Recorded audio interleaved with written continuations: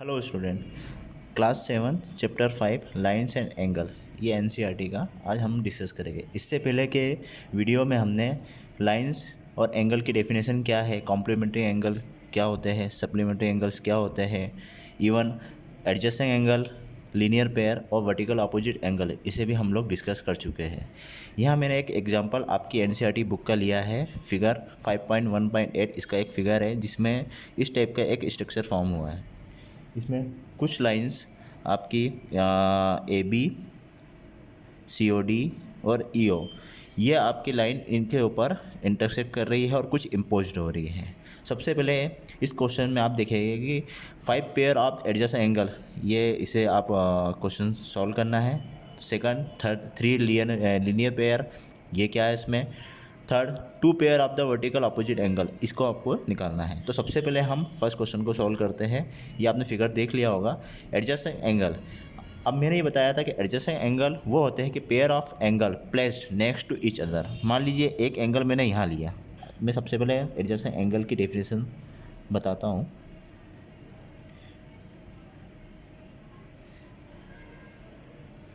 Pair of angles placed each other, ठीक है, ये एडजेसेंट एंगल है। अब यहाँ मेरे पेयर कौन कौन से हैं, मैं सबसे पहले इसकी बात करता हूँ। ए ओ ई, ये एंगल मेरा फॉर्म हो रहा है ए ओ ई, ठीक है। इसके जस्ट बाद कौन सा एंगल फॉर्म हो रहा है, ई ओ सी, ये ई ओ सी। सबसे पहला एंगल कौन से हो गए, ये मेरे एडजेसेंट एंगल है। एक pair of angle placed next to each other, A O E O C first. Second कौन सा फॉर्म होगा, ई ओ सी, एंगल ई ओ सी। उसके बाद एक एंगल ये भी फॉर्म हो रहा है C O B, angle C O B, ये भी मेरे एडजेसेंट एंगल रहेंगे। Third angle A O C, इसको देखिए आप, ए ओ सी मतलब ये एंगल की बात कर रहा हूँ मैं, angle A O C.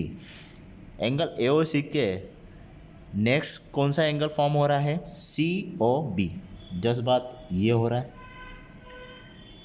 C O B, ये एंगल भी फॉर्म होगा, ये भी एडजेसेंट एंगल है। अब फोर्थ एंगल अपन चेक करते हैं। फोर्थ एंगल आपका ये देखिए जाएगा एंगल सी ओ बी, इसी एंगल की बात कर रहा हूँ मैं, सी ओ बी। इसके बाद में जस्ट कौन सा एंगल फॉर्म हो रहा है, बी ओ डी, ये भी जस्ट नेक्स्ट वाले ही लेना आपको, B O D, B O D. Fourth हो गया। इसमें 5 पेयर पूछे हैं, एक पेयर और बन रहा है, वो क्या बन रहा है, ई ओ बी, ई ओ बी, इस एंगल की बात करता हूँ मैं, एंगल ई ओ बी। अब इसके जस्ट बाद कौन सा एंगल बन रहा है, बी ओ डी, ये एंगल बन रहा है बी ओ डी। अब आप चेक कर सकते हैं इस तरीके से एडजेसेंट एंगल आप किसी भी एक फिगर में इस टाइप से फाइंड आउट कर सकते हैं। अब ये फर्स्ट क्वेश्चन का सॉल्यूशन हो गया है। अब सॉल्यूशन ऑफ सेकंड में पूछ रहे हैं कि 3 लीनियर पेयर। अब सबसे पहले लीनियर पेयर क्या होते हैं। लीनियर पेयर क्या हो गए, आपने एक लाइन पे एक आपने इंटरसेक्ट लाइन एक इम्पोज करी, ठीक है। उसमें जो भी एंगल फॉर्म होगा, मान लीजिए एक एंगल ये फॉर्म हो रहा है, जैसे मैं इसको एक स्ट्रक्चर बना लेता हूँ, आपको जल्दी समझ में आएगा। इस लाइन पे मैंने एक लाइन को फॉर्म किया है, ओके। ये जो एंगल फॉर्म हो रहे हैं, एंगल 1 और एंगल 2, मान लीजिए ये एल है और ये एम है। एल लाइन पे एम लाइन आपकी इंटरसेक्ट हो रही है, इम्पोज्ड हो रही है, तो ये मेरे दो एंगल फॉर्म हुए, एंगल 1 और एंगल 2। इसमें आप अगर देखेंगे तो ये भी रे है। जब रे ये दोनों अपोजिट हो या 180 डिग्री फॉर्म करे तो उसे हम लीनियर पेयर कहेंगे। तो यहाँ आपका 1 और 2 जो एंगल है वो आपके लीनियर पेयर कहलाएंगे, ओके। ये इसकी डेफिनेशन होती है, ये मेरी डेफिनेशन है, ओके।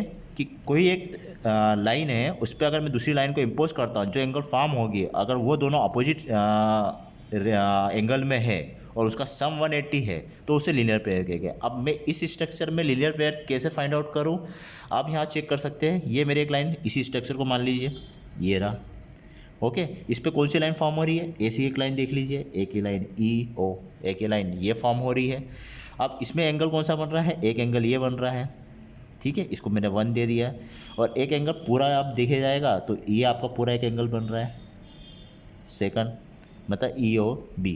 तो एक एंगल कौन सा होगा, ए O E, angle A O ई, ये फॉर्म हो गया है। दूसरा एंगल कौन सा होगा, ई ओ बी, सेम इसी तरीके से डिनोट करना है, ई ओ बी।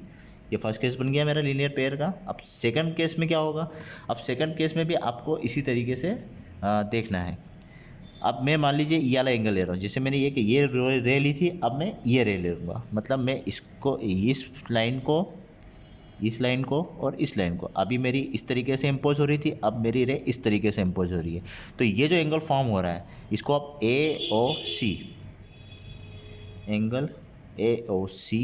सेकंड इधर से देख लीजिए बी ओ सी, एंगल बी ओ सी, या आप इसको एंगल बी ओ सी या सी ओ बी, आप इसको कुछ भी कह सकते हैं, एंगल सी ओ बी, दोनों का मतलब सेम ही है। एंगल आप किसी के बीच में आपका एंगल ओ पे फाइंड हो रहा है तो आप इस तरीके से भी काउंट कर सकते हैं और इस तरीके से भी कर सकते हैं।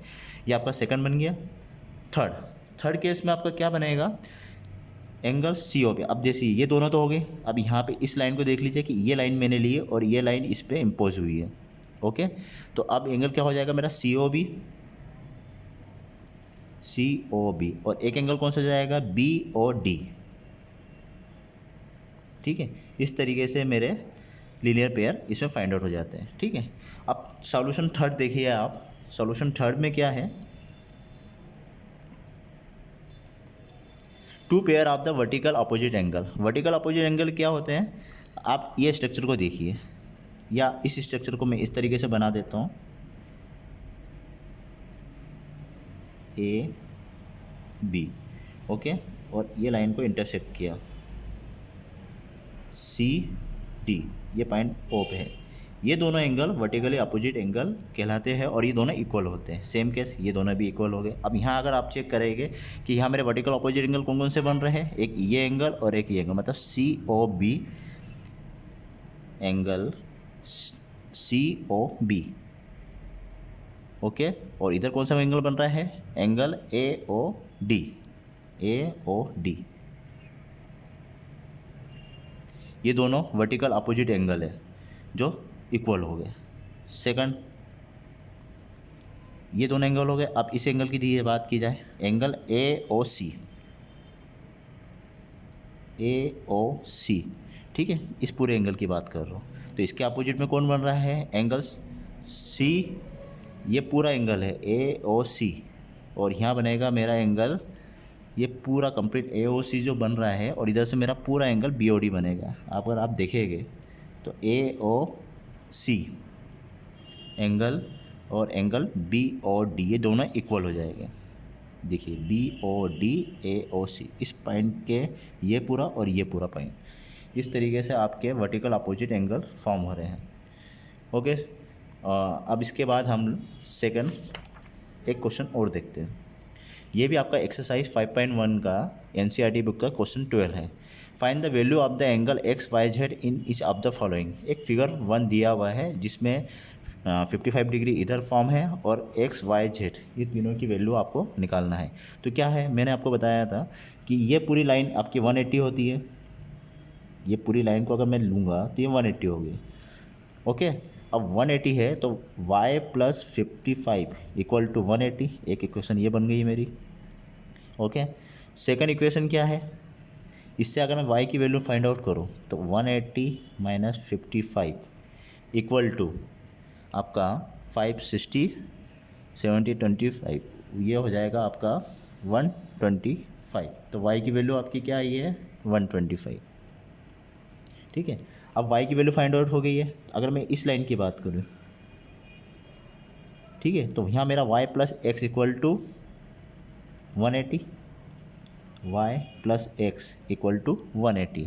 मैंने y की वैल्यू फाइंड आउट कर ली है, तो 125 plus x equal to 180, x equal to 180 minus 125 equal to 55, 560, 70, 80। Okay, ये मेरी फाइंड। अब मेरे को जेड की वैल्यू निकालना, तो मैं इस लाइन की बात करूँगा। मुझे कोई भी एक स्ट्रेट लाइन लेना जिसका एंगल 180 हो। अब यहाँ 180 हो रहा है एंगल, ओके। तो यहाँ जेड प्लस 55 इक्वल टू 180, तो z equal to 180 minus 55 equal to 125। इस तरीके से मेरे x की वैल्यू 55, y की वैल्यू 125 और z की वैल्यू 125, ये मैंने फाइंड आउट किया है। Simple concept. कोई भी आप लाइन को लेके, अगर इस लाइन को ले रहे हैं तो इसको 180 कर लीजिए, दोनों का सम कर दीजिए। अगर आप इस लाइन को ले रहे हैं, इस लाइन को ले रहे हैं, तो y प्लस एक्स को इसको सम कर दीजिए। अगर आप 55 प्लस जेड ये ले रहे हैं तो इक्वल टू 180 कर दीजिए, तो आपको कोई भी वैल्यू फाइंड आउट हो जाती है। सेम केस अब फिगर टू में हम देखते हैं। यहाँ भी ऐसे ही है।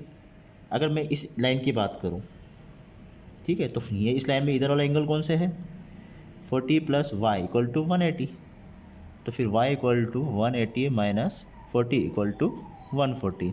एक एंगल मेरा ये फॉर्म हो गया है। अब इस एंगल की बात की जाए, ये 180 होगा, तो 180 कैसे होगा, 40 plus x plus 25 equal to 180। ये कितना हो गया है, 65 plus x equal to 180, x equal to 180 minus 65, ये कितना हो गया, 570, 115, एक्स की वैल्यू आ गई है। अब आप यहाँ चेक कर सकते हैं, y की वैल्यू फाइंड आउट कर ली है, तो मैंने इसको भी निकाल सकता हूँ मैं, y plus z equal to 180, तो y की वैल्यू कितनी है, 140 plus z equal to 180, z equal to 180 minus 140 equal to 40। तो मेरी x की वैल्यू कितनी आई है, 115, y की वैल्यू है मेरी 140 डिग्री और z की वैल्यू है मेरी 40 डिग्री, 115, 140 और 50। इस तरीके से आप कोई भी स्ट्रक्चर में एक सिंगल लाइन के 180 उसके कोस्पेंडिंग लिया और जो भी सम ऑफ एंगल है उसको इक्वल टू 180 कर दीजिए। सिंपली आप इस तरीके से वैल्यू फॉर्म कर सकते हैं। इसके बाद के चैप्टर इसके बाद का टॉपिक हम नेक्स्ट क्लास में डिस्कस करेंगे। Okay, thank you.